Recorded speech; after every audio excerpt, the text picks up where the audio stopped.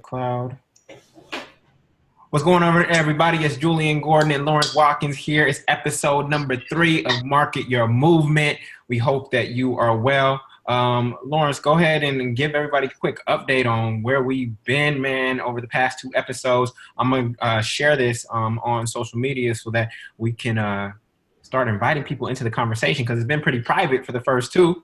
It has been pretty private for the first 2. I am ready to get some more thoughts and opinions in here as well, just so we can, expand our audience and just get some new, fresh ideas in regards to movements and movement building. So the first couple episodes, I know last episode we gave a little bit of background in regards to the movements that we've built and some of the challenges and struggles that we're actually facing as we go about building movements ourselves. The episode before that, the first episode, what did we talk about? We talked about just the general direction of the podcast. How we came together. Yeah, and how we met. Yeah, so our story in terms of how we met and how we came together as well. So what's on tap for this episode? Oh, man. So I was thinking about the roles in a movement and also the importance of momentum in a movement. A momentum in the movement. Yeah. And actually add trigger events to that. That's something I've been thinking about too. Trigger events. I like that. Yeah, I like that. When you're talking about momentum, trigger events comes to my mind in regards to doing what you can to actually prepare for those types of things. Awesome. And I also have a huge update about the Content Creator Challenge, which is a movement that I literally kicked off last week in 5 days, and it is going bananas right now. Amazing results from that movement, and really using that as a testing ground for what we're discussing here. We are the guinea pigs. Lawrence and I, we're doing deep study. We're doing all kinds of reading of books, articles, and also just talking back and forth, sharing our ideas, putting together our own diagrams and language and frameworks around how to build a movement. But we're also building our own independent movements. Lawrence, I know you got a lot of clarity this week on what movement you were going to go forward with for 2019. You want to share? Yeah, man. A lot of it had to do with you as well in terms of help me and give me a little bit of guidance. But I think that we're going to put a lot of effort and energy in terms of reigniting, re-engaging great Black speakers and also great pro speakers. Mm-hmm. So that's what I was actually working on this morning. I actually delivered something. I created the copy for the landing page, or for the product page for the new Great Pro Speakers course. And it's going to teach people how to earn a 6-figure income professional speaking. But more importantly than that, how can you take your message and share it with the rest of the world so you can impact and empower others. So, I'm teaching the class with my friend and business partner from the Great Pro Speakers platform, Al Duncan, and we're looking forward, to doing that. So, actually, this is actually a good lead-in. This is a great lead-in to the roles of a movement. Yes. And, I've said for years, even before, me and you started working together and that type of thing, that 2 of my favorite speakers, were Al Duncan and you, Jullien Gordon. You 2 were some of my favorite speakers, period. And I'm always reignited and I'm always engaged when I come out of meetings with you guys. And, I was telling Al, I want him to take on the majority or a lot of the actual teaching for this upcoming course. Right. And I say because, I want to focus on creating more offers, creating, more, doing more research and, just getting everything in place so we can get these offers off the ground and, push, these different products forward. And he said, yeah, you're kind of like, oh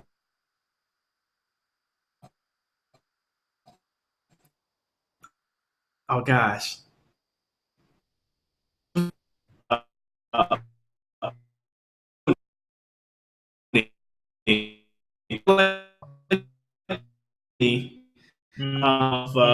I'm actually small. And I say, you know what? I like Paul Mooney. I think someone else, that might fit, this, fit this story, or I guess fit this analogy is Quincy Jones. So I was watching Quincy Jones's documentary on Netflix. And I was like, oh, wow, I didn't know he did Thriller. I didn't know he was the producer for Thriller. I didn't know he was the producer for Frank Sinatra for many years. So all this music this music that we were listening to, Quincy Jones helped that. A lot of the black comedians, Paul Mooney was instrumental in helping them as well. So I think that's what my role is personally when it comes to like movement building, and I'm looking forward to just doing more research in terms of who else kind of fits that role as well. Yeah, well, that's a powerful distinction, and it's very powerful from a self-awareness standpoint, because I believe that self-awareness is so key to building a movement, because you have to know what role is for you and what role is not. Like, if the Lakers had 5 Shaqs, they wouldn't win the NBA championship, right? If they had 5, the only 3 players that if you had 5 of them, you might still win an NBA championship are LeBron James, Magic Johnson, and maybe Jordan. That's if you had 5 of them, right? But outside of that, you have to have role players, and it's really about bringing a team together that's going to get you to the chip. You know what I'm saying? So what you're saying is really critical. And when you look at history, whether you look at the Hewlett and Packard, whether you look at Damon Dash and Jay-Z, whether you look at Jimmy Iovine and Dr. Dre, whether you look at Steve Jobs and Wozniak, or when you look at Bill Gates and I think it was Ballmer, or Palmer. No, it was Paul Allen. Yeah, these people complemented one another, right? And usually one person was front stage and the other person was backstage. And it doesn't, but I think we celebrate the front stage person only because we see them more frequently than we do the backstage person. But the backstage person is probably the most valuable to the entire show, because without them, the show could not go on. Yeah, that's interesting that you mentioned that. I don't know if they're more valuable than the front stage person. I think they're both just valuable. Yeah, period. Right? Yes. Yeah, because I've been reading some, Russell Brunson lately. And, one thing that he says in terms of, creating mass movement is that you need 3 pieces. You need, You need the charismatic leader. You need the future-based cause. And then you also need, I guess, the vehicle or the offer. I'm not sure exactly how he said that as well. But, if you still need that charismatic leader, like even though you might have other people in the background, doing what they need to do. So remember, I always go back to Alcoholics Anonymous, and Alcoholics Anonymous does not have a charismatic leader. That's true. They designed the organization from a very flat standpoint. I mean, it was actually a group of, I think, 10 people that came together initially for the first meeting and to create that. And because that's the danger when you have a charismatic leader and that charismatic leader falls off. Like, what's going to happen to the nation when Farrakhan transitions? What's going to happen to OWN when Oprah transitions, right? And so I think you can have a charismatic leader, and if the transition plan, if one leaves, if that's a big void to fill. And I've seen people fill it. Whether you look at Joel Osteen and his church, like his father transitioned, I think his father transitioned or just stepped down, and then he went on to take that movement, that evangelical movement, even further. So and even Apple stock is higher now than it was when Steve Jobs was there. Tim Cook has taken Apple, even though they haven't really come out with any major innovations since Steve Jobs. The stock is continuing to grow. So, but that's the danger of a charismatic leader, is that if they get knocked off for whatever reason, whether it's life, circumstance, or whatnot, it can really affect the movement as a whole. Yeah, you know what? I agree with that. Yeah, because I don't know if I totally buy into the fact that you need a charismatic leader, because you're right. I mean, Alcoholics Anonymous is one thing. CrossFit, I mean, I don't know who the founder of CrossFit is. Yeah. I told you about Visa being a very flat organization when it started out, in terms of how it brought together banks, but it wasn't like this figurehead. I think we've gotten to celebrity leadership and celebrity CEOs in the past 10 years, but I don't think that was always the case. I mean, Jack Welch was like the first, to me, Jack Welch was like the first celebrity CEO who was like out there and you kind of knew him and his name and his brand. But I think we're in a new era right now, in part because of social media, where you have a lot of celebrity/CEOs. Right. And then, you have a lot of celebrities doing a lot of cool things. As we're on this like concept of like the charismatic leader or the charismatic figure, we've read 2 articles this week alone that shows that. Yesterday or a couple of days ago, I sent you over the list of the top 10 YouTube earners. Yes. and a 7-year-old boy, along with his parents, reviewing toys, made $22 million last year, which is crazy. Amazing. There's the lady out of New Orleans, actually, where you're moving. Hmm. The lady out of New Orleans who started the cosmetic line because she was doing some cool videos Made a in million regards dollars. to, yeah, yeah. And she made $1.5 million on Black Friday, I Yeah, think, or like 10 something like hours or that. something like that. Yeah, yeah, something crazy. So there's something to be said for that influence and that charisma. But I agree with you. That's not the only role that needs to be filled when it comes to creating a movement. Yeah, So totally. what other roles do you think are out there? Man, so I've been mulling over what you were talking about in terms of the integrator, the producer, and then the third one was The marketer. the marketer. Yeah, I've been mulling over those as and seeing if there's anything missing from that, right? So, do you want to define those for everybody? Yeah. So the influencer, the charismatic leader, those are the individuals that are out there trying to gain a mass following. Now, mass could be defined in many different ways, but let's say the people who align with the values and the mission that you're trying to push forward, trying to get as many people on those boards to follow you and to gain their trust as much as you possibly can. And their primary role is speaking and speaking and talking and typing. Because even when you said for great black speakers at the beginning, right? You said you rewrote the copy on the landing page, right? Mm-hmm, And mm-hmm, so being able to connect with people through words, I think is that individual's greatest skill. Like mm-hmm. for the content creator challenge, literally one Instagram ad that I shot in 60 seconds while walking outside has connected with the hearts of people. Like Mm-hmm. people are saying, I appreciate you just for my ad. They're saying, I appreciate you off the ad. And I think that's the role of that influencer, charismatic leader, is really figuring out how to use language or connect to the language that is going on in people's heads and hearts, and inviting them to a new possibility. Yeah, you know what? I'm gonna get back to that in 1 second. Okay. And it has to do with market research. All Okay. right. I'm gonna get back to that in 1 second because I think I have something to say on that front. Mm-hmm. The second, after the influencer, the second role is the producer, and Mm-hmm. that's the person that's creating the core content, the core transaction, the reason that people actually want to buy or want to buy into a vision, want to buy a product, want to buy into your workout routine. They're the person actually producing, whatever that is, the movie, the system, the framework, or, whatever it is that people actually want to really consume and be a part of. The community, that could be something else that a producer is actually a part of too, in terms of just, strategizing and putting into place. Mm. What are Um, they producing? They're producing what? they are producing transformation. Okay. Yeah, yeah. So that's the key And word for the the producers. vehicles for transformation. The vehicles for transformation, Okay, understood. right? So yeah, yeah. Now you can get into things like content marketing and that type of thing. That's kind of like a joint relationship between the producer and the marketer, where the Mm. marketer's job is to convert, is to market and sell and convert customers, or convert people from moving them deeper and deeper down the value ladder to where they become just guests, then they become new initiates, and they become true believers, and they become evangelists over time, and that type of thing. Yes. So marketing is basically what marketing is, and I got this from Ryan Dice. Marketing is moving people through the natural stages of intimacy, right? Mm. So I think he talks about the 7 stages of intimacy or something, and marketing's job is to move people through those stages.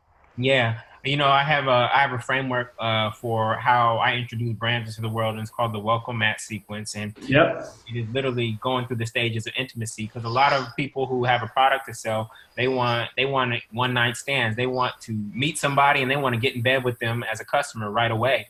But you meet somebody and you might give them your phone number or your contact information. That's no different than your subscription box, right? Not the subscription box that you get on a monthly, but your opt-in, right? So you're making an invitation to get information, and then you might invite them to a first date, which is like a free webinar or an event or something like that, or it could be an appetizer in a Costco line. And then if they like that, then you might invite them to go out again and again. And then as a relationship builds, then you might make stronger offers to a point where you're actually in bed, or you're actually moving towards marriage, right? Or a long-term relationship.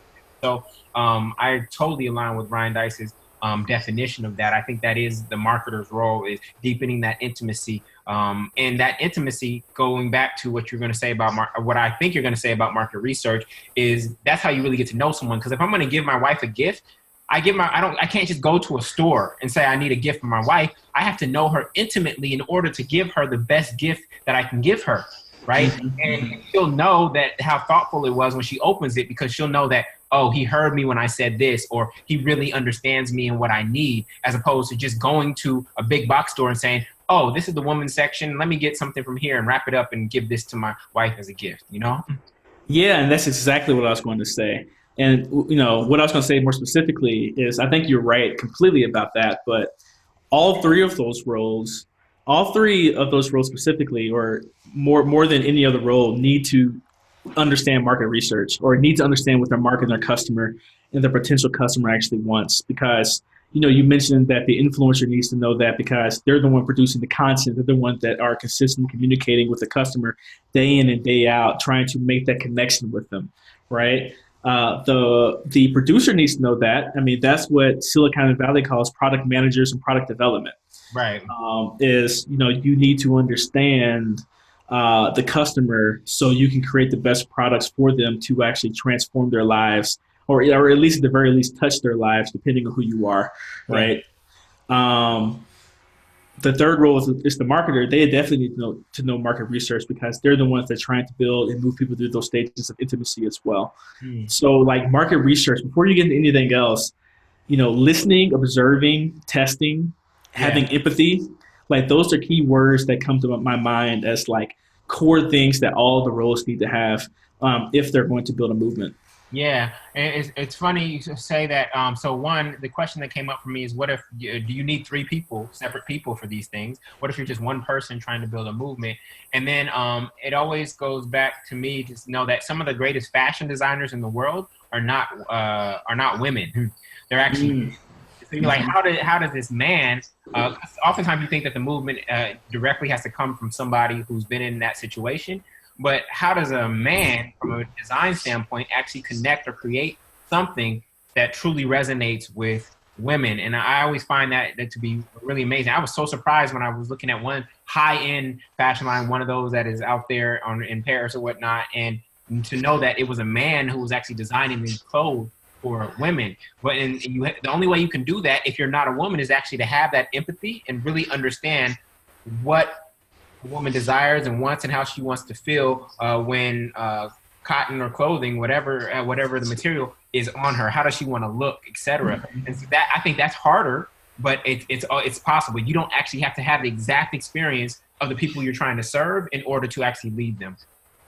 Yeah, you know what? I agree with that. And that's where, like you said, the empathy and the listening comes into play. That also brings up another important point is, Marc Jacobs isn't over there just designing by himself, right? So he's listening, or Steve Jobs wasn't just creating iPhones in the back, or just all the ideas that came from him. They're usually teams of people that are doing this. It's usually one lead person, or often one lead person, but then a lot of times, they're getting influences from a lot of different places, as they're developing these, new fashion trends, or, developing these new products or whatever on that particular front. Yeah, totally with that. So what do you do for market research? I know you are a heavy surveyor. You really believe in the ask method. Is there any other, and we talked about that in episode 2, but are there other ways? How do you, and I also know you to do interviews with, especially students in the Black Business School, and you listen deeply in that way. Are those your primary 2 strategies, or are there other ways that you garner market research? Yeah, man. Surveys, in terms of understanding from a broad base how our customers are thinking about something, right? But then also in the back end, surveys can actually be used as a marketing tool too, a marketing segmenting tool. After you get the information, what you kind of do is to spit it back out to the broader public in a different format. Which we can get into later. So surveys is a good tool for marketing, and it's definitely a good tool for customer research as well. Yeah. I love the interview though, like the one-on-one interview. Sometimes group study, or excuse me, group interviews or whatever, focus group. Yeah, but I love the one-on-one interview because I get to go really, really in depth into what a person's story is, and I get to listen for, call it, 30 minutes in terms of the key words that they actually use to describe our product and to describe the challenges that they're actually having. Yeah. And it goes way deeper with that than it does, as what you can do on a survey. Yeah, because you could break through in terms of an offer that really converts, but you still might not know why it converted. And you knowing why it converted, because it may have sold and you may have hit on something, but what you thought was the reason it was selling and working and converting people to your movement, however you define it, whether it's a product, service, or just a cause, you may be off in terms of why people really connected with it. The language in anthropology is called ethnographic interviewing. And ethnographic interviewing, I'm gonna read the definition, is a type of qualitative research that combines immersive observation and direct one-on-one interviews. In anthropology, ethnographic researchers spend years living immersed in cultures they study in order to understand behaviors and social rituals of an entire culture. And this is really powerful. This is why I always reference Jesus breaking bread with the sinners. Why would he break bread with the sinners? He got, I don't know, the priest or whoever was angry at him for doing that. But what was he doing? He was actually breaking bread with his target market. He was breaking bread with his target. He wasn't distancing himself from his target market. He was actually breaking bread with his target market. That's why he understood them to that depth, right? Whereas if you try to distance yourself, I'm holier than thou, then you're going to miss the mark with whatever messaging that you try to bring to that particular group. Right. I think you do a really good job of that, right? Something in you makes you an excellent listener, and you have a high sense of empathy. And I think that comes out whenever you give presentations or webinars or those types of things. You're able to do both things. You're able to one, listen or empathetically listen to others, but then in addition to that, you're able to take those feelings, those thoughts, and those emotions and give them back out. In a resonance that the customer base or that your target market really, really enjoys and can really feel from. I appreciate that. So I want to give you some evidence of that and share this with the entire family and the entire movement. So the Content Creator Challenge kicked off this week. And again, this was a brainchild from a team meeting that I had on Tuesday of last week. So literally, since it started on December 1st, what was Tuesday? I don't know. It was 4 days to get it up and running from a seed thought, from an idea. Right. And we talked about it in episode 2. I said, I got this idea, and man, Lawrence, this thing is taking off, So right now there are over 1,000 people involved in it. Well, actually, we'll talk about, we'll actually go back to roles. Over 1,000 people have signed up, but we know that in any movement, just because 1,000 people have signed up don't mean that 1,000 people are fully activated. Like you said, there's levels to this. There's people who are kind of interested. Actually, you and I did some, I found that those stages are for you. So there's, I found this from the engagement pyramid. So there's people who are observers, then there's people who are followers, who are following, then there's people who endorse, then there's people who contribute, and there's people who own, and there's people who lead. So just because 1,000 people signed up don't mean that they are actually activated. All they did was type their name and email address into a form. That's not really activated. It shows interest, but it's not activation. So I would say about 200 people are truly activated. And the reason I know why, and this actually goes to one of my philosophies around the metrics of a movement. I really believe that a movement needs to have metrics. So on December 1st, there were 177 posts with the hashtag Content Creator Challenge. And December 2nd, we dropped off. We actually dropped down to 153. And this didn't hurt me. But I really have this thesis or this hypothesis that a movement needs to always find ways to build momentum. Like, can a movement take L's? Yes. And I think you can learn from those L's, but you have to find a way to show the people and those who are observing that this movement is making progress, right? So we went from 177 on day 1, then we went to 153 And I emailed everybody, texted everybody. And I was like, look, we dropped off. Momentum is important. So day 3, we got up to 178. And then day 4, we beat day 3 and we got 187. So our goal today is to have at least 205 pieces of content. And I want to see over the course of December that the number of pieces of content that we have out in the world actually increases throughout the entire month. So that's how I've been measuring the success of this movement. I can't by actually the number of content tagged, and the content that people are putting out is inspirational content. It's really sharing their struggle, their journey, overcoming fear, being on camera. They're giving their best self-help tips, etc.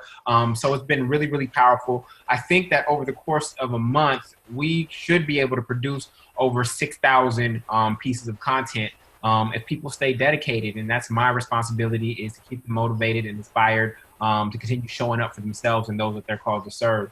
So this is really a movement that, again, came from a seed idea 7-8 days ago, and it is already taken off. It's been fun to lead and to steer and be a part of, and just to see the transformation that is happening for people through the Content Creator Challenge. So for those of you out there, you can go to contentcreatorchallenge.com if you want to sign up and join us. It's never too late. You can start at any time. But yeah, man, I've been learning so much from that about metrics of a movement, as well as how to keep momentum. So one thing I did, go ahead. I was going to ask you that. What did you do to keep momentum? You mentioned something, but. Yeah, so one thing, so there are a couple of different ways that people signed up. Some people signed up via email, some people signed up via Facebook Messenger, and some people signed up via text, right?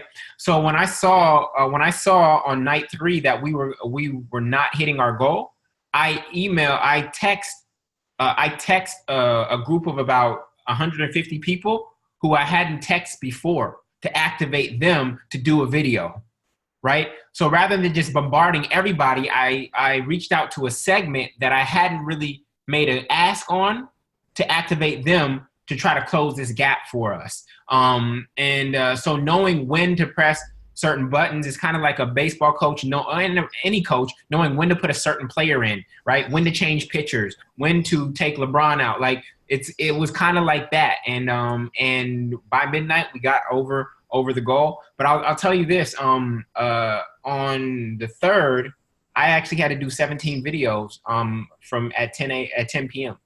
Wow, you had to do 17 videos yourself? Yeah, because I was not going to let us have less. Less than 200, right. I wasn't going to let us have less than the day before. Oh, the day before, okay, yeah. I was not going to allow that as the leader. So I got in after doing a speaking engagement in LA, and I looked at the numbers, and I was like, no, I'm not letting us have 2 days of momentum going down. I'm not going to let that. As a leader, I'm not going to let that. So I'm going to show up and I'm going to close the gap. And I'm going to let them know that I closed the gap, and that this is not the way we can actually grow a movement if people don't show up and actually just get on camera and do their video. But I showed them that I was kind of leading by example by doing 17 videos in about 90 minutes. I didn't even put any words above or below. I just shot the videos and I posted it. I was just like, okay, what else can I share? Boom, boom, boom. And so I got us over the mark, and I felt that was my responsibility as a leader to say, look, I'm not letting us fail. I am not going to let us fail. And so the next day after, people kicked in, and we beat that without me having to do 17 videos as midnight approached. In fact, I was on a flight. So I was flying from California to New York. So I lost 3 hours in addition to being in the air. And so I told them straight up that I won't be able to do that again tomorrow. And so I need to show up. So I put the onus back in their court, and they showed up. That's good. So they accepted the challenge. Yeah, they accepted the challenge. So it was powerful, man. Right. Yeah. So let's get back to roles then. Yeah. In terms of what you were talking about, the roles in terms of, we've already discussed the 3 primary roles. I've, share with you what I think are some of the secondary roles too. I'm sure there are like many, many more that. Yeah, the biggest one that you and I have been messaging about this week is the role of partners and unorthodox partners. So when we look at the Ava article that you sent, I mean, she partnered with Warner Brothers, landed a huge deal there, while most of her peers who are avant-garde in terms of their media are actually going with the streamers like Netflix. She decided to go with a traditional partner to actually activate them in a way that they traditionally aren't. And I thought that was an interesting choice, but I think it's a smart one because she gets to leverage their resources and she already has a relationship there based on some of the other works that she's done. So I think various partners and various types of partners, but we can just talk about expansion partners and unconventional partners. So like Google, I love referencing this story. Google, if people remember, was actually a search box on Yahoo when it started out. So Google was like, look, we got this algorithm. It searches the internet and pulls out the best information. Whereas Yahoo was manually organizing the internet, Google had an algorithm. And so Google was like, who has the greatest reach on the web at the time? And they went to Yahoo and said, can we put this? We can help you or help your users by putting this here. And then, of course, we know what happened after that, right? So that was an expansion partner. But I also like this idea of unorthodox partnerships as well. And I think Ava is a good demonstration of that. Yeah, I think so too. I think was it Duvernay? Yeah. So, you know what though? I don't know if that's a unconventional partnership. Because I've also read an article lately talking about the end of the golden age of streaming, where now, everyone's been going to Netflix, Hulu, that type of thing, where 80% of Netflix's content is licensed by, these content producers. What you're now seeing is a vertical integration on both sides. That's why you see Netflix creating their own Netflix programs. Right. But now you're seeing Disney launching their own streaming service in 2019 that's going to show all the Pixar, Marvel, Star Wars films only on their platform. Right. Where you have to pay a certain amount to just have access to their particular platform. Yeah. And then you're going to see that with CBS. That's another place too. So I think what Warner Brothers is gearing up for is for them to launch their own streaming platform too, and getting some great content, producers like Ava DuVernay, as a part of that as well. Yeah. When you're coalition building, I think it's a coalition when you are uniting with people who you don't share 100% of the same beliefs with, but you're uniting with them around one particular point or cause. And so for me, that's a unorthodox, I guess the unorthodox may not be the right word, but that's a partnership where you're not just trying to aggregate more people who think exactly like you, but you're finding creative ways to partner with people who may not like you or agree with you on a lot of different things, but on this particular issue, there's alignment. You know what? You just gave me an idea. What's that? This concept of community versus coalition. I like the way you just defined coalition. And, I've been reading a book called The Art of the Community by a guy named Peter Vogel or something. I can't remember his name. But I've watched, one of his Google Talks, and I've started to read this book. But he defines a community as people who have a mutual people who have a shared interest in one another or a mutual interest in the benefits of one another or something along those lines in terms of, that's what a community is. If you go to a CrossFit gym, other people are trying to help you because they share the value of helping out newbies. They share the value of, staying until everyone's done, those types of things. But I like what you just said about coalition.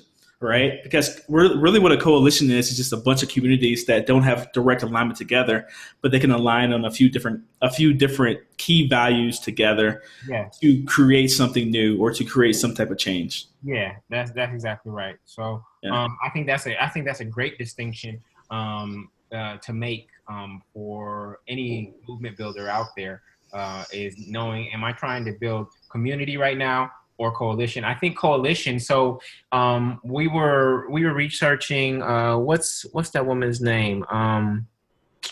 Where's she at? Oh, Leslie Crutchfield, and she talks about one of her rules is the 10-10 10-20 equals 50 rule, and that was how the gay rights movement. They decided to go after the 10 states who were most liberal first. Then they went after the next 10 who had some kind of equal marriage laws. But and then they went after another 10. Then they got to 50, which is majority after doing that. So they didn't just try to go for a majority right off the bat. They went 10, 10, 10, 20, and that got them up, and then that flipped the country, right? That flipped the federal by going after that approach. And I think in the early stages, you're building. I think you're going to find community first, and then when you realize that your community alone is not big enough to turn the tables nationally, globally, or wherever you're trying to turn them, you actually have to get into coalition building in order to get that majority. Yeah, you really do. And, with, Leslie's 10, 10, 10, 20 equals 50 thing too, it talks about the importance of testing and what you mentioned earlier in terms of metrics, because actually I think that was pretty simultaneous in terms of how they were going out and doing the 50 different states, right? Oh. Yeah. So it was a testing of different options. It was like basically A/B split testing in terms of what people should be doing. I thought it was sequential, but I get it. I get it now. Yeah. So they were really ABC split testing in terms of, all right, if you guys want to fight for full marriage, you go over here to Massachusetts and California. If you guys just only want civil unions, you go to this other place. And for you other people who just want some type of equality, or I don't know, whatever it is on the opposite side of the spectrum, you guys go over there as well. But I think what will happen though is, I think you're right when it comes to coalition building. Once you start seeing the successes of these different places, you will start to build coalitions, and you start to think of different strategies and how people can come together to create this mass movement. This mass movement with a lot of momentum to actually get the gay rights laws changed in the United States. Yeah. So I think that you're right when it comes to coalition building being a key part of that. Yeah. Even when we look at the Freedom Family and the Black Business School, I felt I have my own mastermind, but I felt that the framework and the philosophy would work better and expand and touch more lives and transform more lives by partnering with the Black Business School, who had this established audience to do it. And over the past year, that mastermind has literally transformed people's lives. And rather than me trying to go out and get the people individually, there was a perfect partnership there. And I just believe in the power. I believe that partnership is actually the fastest way to expand anything. When you go on Shark Tank, the reason people want Lori so much is because she has partnership with distribution. She has some of the strongest connections with distribution, unless you're a fashion line and you want to partner with Damon.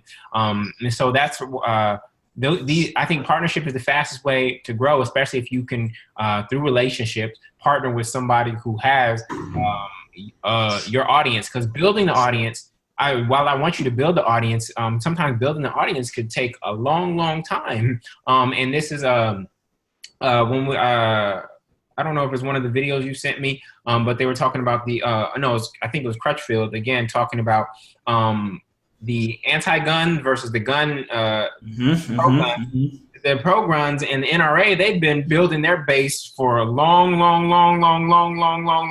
time, and their base was like 10 times greater than the anti-gun, who's kind of just come up. And so I think you have to be building the community for a future battle. I think you have to be training your warriors for a future battle before you even know what the battle is.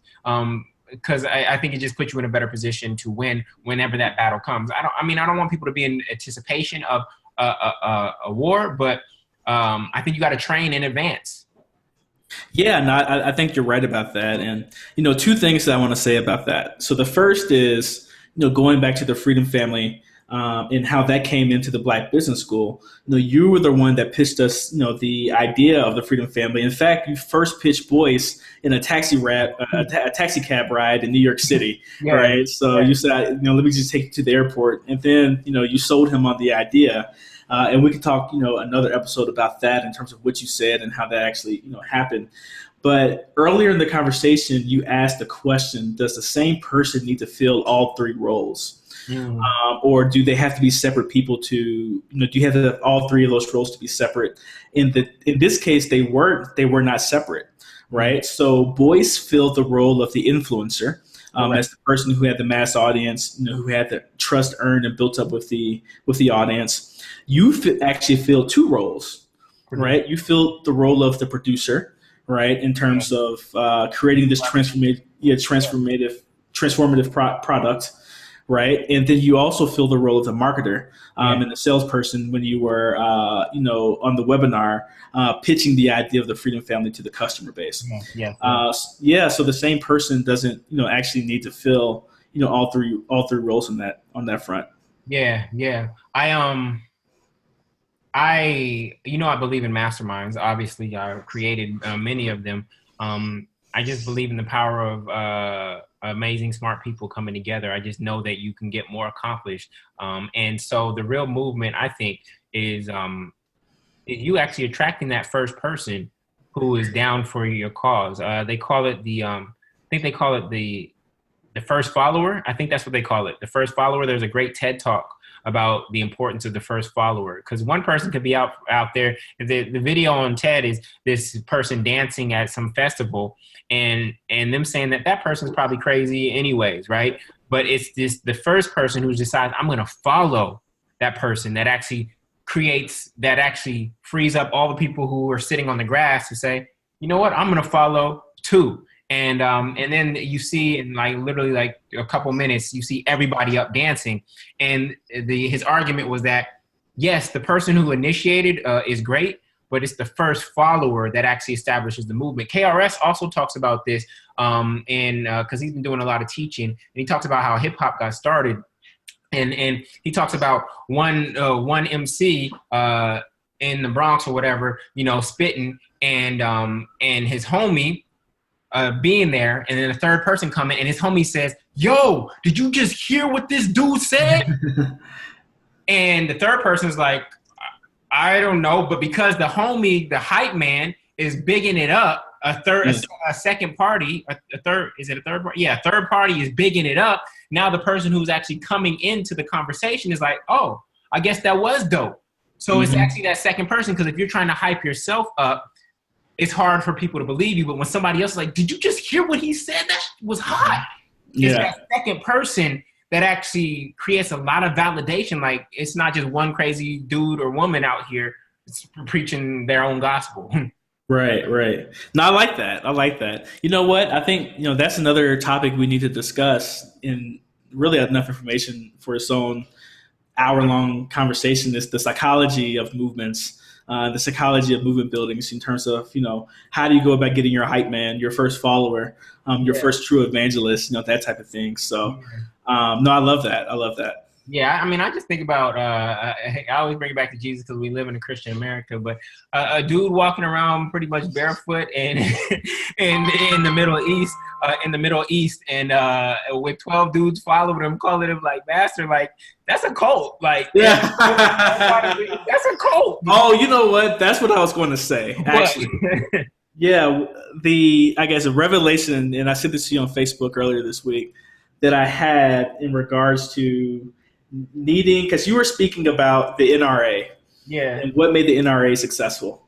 So I would think for the last 15, 20 years, when it comes to the gun debate, I would think actually that the left, in terms of gun control, probably outnumbers the right in terms of those individuals who want to protect their Second Amendment rights. But what Leslie Crutchfield talks about is the right, the NRA, has such a large grassroots movement base built up that instead of just talking and showing anger on social media or whatever, they were actually at the state courthouses making sure that gun rights weren't appealed. Repealed. And I mentioned that to you actually before. Is you need both the grassroots, and then you also need the masses as well. Because if you have a grassroots only, what you really are building is a cult, some type of cult following. If you can't get the masses on some level to accept what it is that you're doing, and a lot of movements start as cults. Christianity started as a cult, but now it's so eventually you need both. But if you have the opposite, all you get is a hashtag movement. Ooh, a hashtag movement. Ooh. I hope Content Creator Challenge ain't no hashtag movement. That's all you have if you don't have the grassroots efforts, right? Wow. And that's dope. Yeah. You see, Jullien's be my hype man. Yes. Yeah. He was my man.